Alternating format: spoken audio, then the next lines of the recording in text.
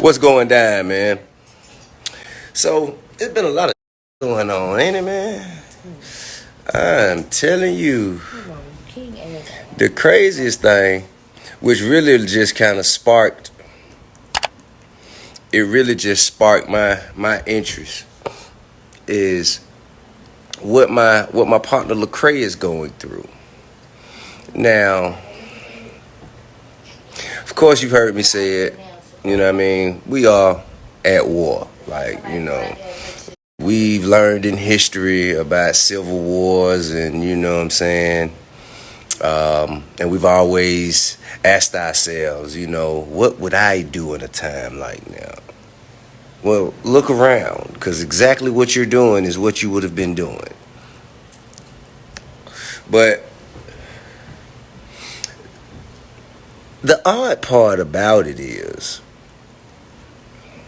like Lacrae is much, I've sat with Lacrae on several occasions, and I really respect his humility. I respect like his poise and kind of how he presents himself. He ain't never been like preachy. You dig what I'm saying? But at the same time, he ain't succumbed to the ways of the world completely. You know. So when I see him sitting down with this gentleman, right? I see him sitting down with this gentleman, and the gentleman, I don't know if he trying to impress, because that's another thing that white people do, that they ain't all the way racist, but they like, okay, I'm not a racist, but I know I have racist followers, and I don't want to alienate them. You know what I'm saying? So I still like my racist customers to be comfortable when they come through here. So that's what it felt like to me. You dig what I'm saying? So he goes off about this. He goes on this tangent about the benefits of slavery and how we should be thankful for some of the things that were left behind to us from slavery. That sounded like one of their racist buddies said that to him. He was like, yeah, you know what, I'm going to try it. And man, he tried that shit. And I seen it in Lecrae's face. And because he's not the type to succumb to his desire of emotion, you know what I'm saying? Like his temper, I saw it. I saw the little devil on his shoulder like, he ain't gonna say nothing. He ain't gonna say nothing. Hey, but he exercised extreme caution. And I can respect that, because that would have been better than me, because I would have tested cuz y'all probably. I am afraid that I probably would have tested bruh jaw to see if he really gonna turn the other cheek. Let's see how much you believe in it. That is, the fear I have, and kind of like I'm instinctive as a motherfucker sometimes. Anyway, but what's even more interesting to me, is now I scroll down my timeline and I see the same person who spoke with such confidence. I'm talking about, he had his chest out, his shoulders back, head up high, saying this shit in a black man's face, as though he was I'm talking about dead to the right. And now I see him, and he's slunched over. I mean, it seemed like his confidence has been snatched out of his body. And he's like, well, I just want to tell you that I know that... No, bro. Listen. And that's what I keep trying to tell y'all. They could give a less about what we think or how we feel. They only care about how much we spend. And when he said, I just want to let my black brothers and sisters, man, what black brothers and sisters? The ones that you said were slaves at one point in time, and you benefit from it, and it's okay. That's why you have white blessings. Man, come on, bro.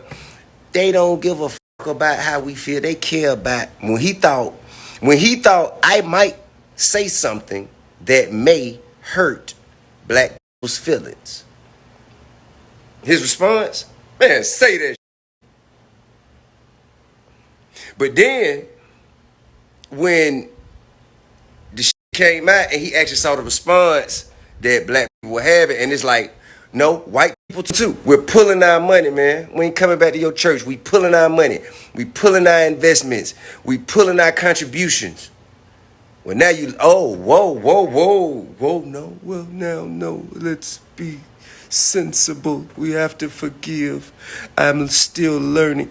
No, bro, you just don't want, you saw that the money that you get from your race constituents that you didn't want to alienate at first, you saw that number paled in comparison to how much you would lose from blacks and decent, fair white people who would choose not to support you should you take that approach. It was really a numbers game, bruh. And if you know, and I'm going to just let all you corporations and everybody, I'm going to give y'all a little secret. If you know the same math that the racist whites know, you know it's way less of them. That's what they tripping by. Brings me to my next point. Let you guys in on a little secret. Look, man, long time ago, man, white people who only care about being white people. Like, there are some white people who only care about being white people. They don't care about doing a good job. They don't care about being a good family man, or, they don't care about, their actions and deeds. They only care about being white. Why? Because white people can win automatically without doing. So if being white wasn't enough to win anymore, they'd actually have to do something to be important now, wouldn't they? They'd actually have to compete with their productivity and talent. That's why they fight for this so much. Because the only way they could be tall is for somebody else to be on their knees. You know what I mean? That's why they fighting for this so much. But anyway, if they had the same mathematics that the hateful racist whites had, then they would know I'm on live. So everything you're saying, everybody hear it. Everybody hear it. I'm just letting you know. I'm sorry. So if they had the same mathematics that the hateful racist whites had, they know we got greater numbers. They wouldn't even play the numbers game. If it's about, the majority, we are already the majority. We're already the majority. You know what I'm saying? Little brown babies gonna kill racism. So to play the game of, I don't want to alienate my racist customers, or I don't want to alienate my racist constituents in my congregation, that's stupid. Because the numbers are too small. It's like they dicks. So it's dumb. It's dumb. It's dumb to do. You know what I'm saying? They probably just going by, just seeing all the shit that's going on.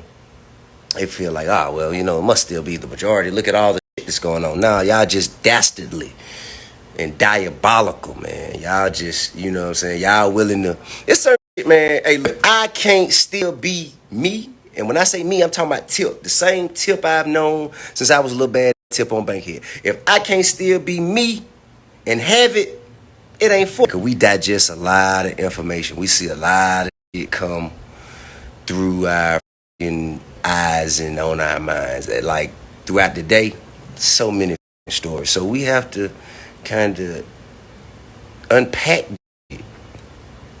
We got to unpack this here and there, man. So I just, as it start making sense to me, I share it with you. Salute. Of course, we know about the unfortunate incident that led to the demise of Brother Rayshard Brooks. That shit is horrendous. That shit horrible, man.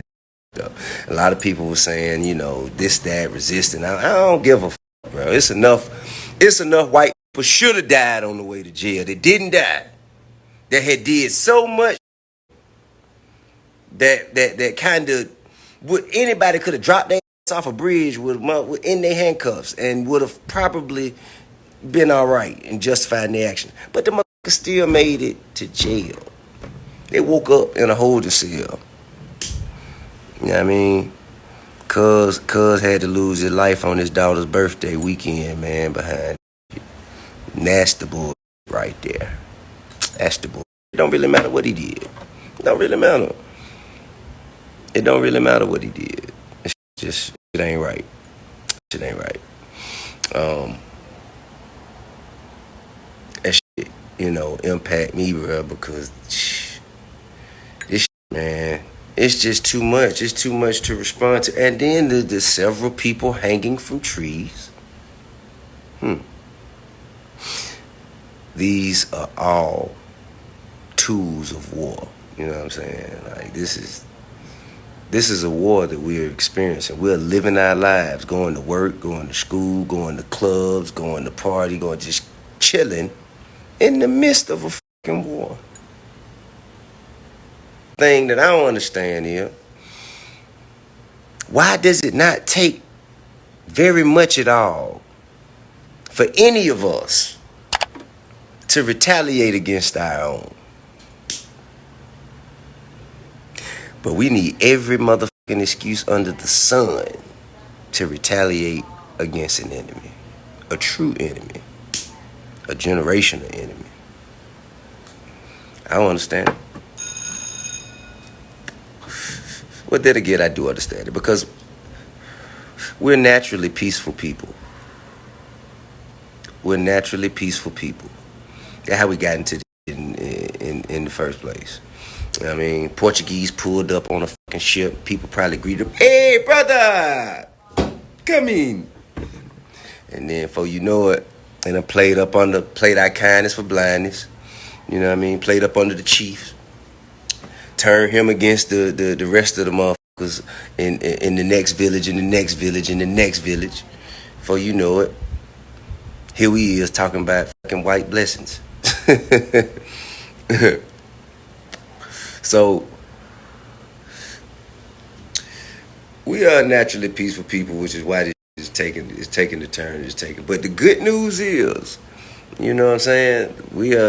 Their violence is unmatched, their treachery is unmatched, their weaponry may be unmatched. The good news is,